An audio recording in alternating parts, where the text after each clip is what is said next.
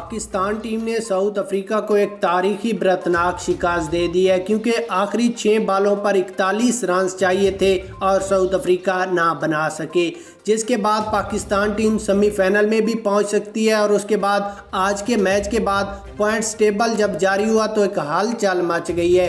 यहां पर सबसे पहले आपको पॉइंट्स टेबल, उसके बाद आज के मैच की हाइलाइट्स और आखिर पर आपको बताएंगे कि पाकिस्तान टीम सेमीफाइनल में अब पहुंच सकती है कैसे। वो तमाम तर तफसीलात से पहले वीडियो को लाइक करें, चैनल को सब्सक्राइब करके अपनी राय कमेंट्स में दें। उसके बाद यहां पर अगर मैच की बात करें तो पाकिस्तान टीम ने पहले बैटिंग करते हुए 145 रन का टारगेट दिया, जबकि साउथ अफ्रीका की टीम बाद में बैटिंग करते हुए 142 रन इन्होंने बनाना था 14 ओवरों में बारिश की वजह से। तो आखिरी 6 गेंदों पर 41 रन चाहिए थे और उनके 8 खिलाड़ी आउट हो गए और वो ना बना सके।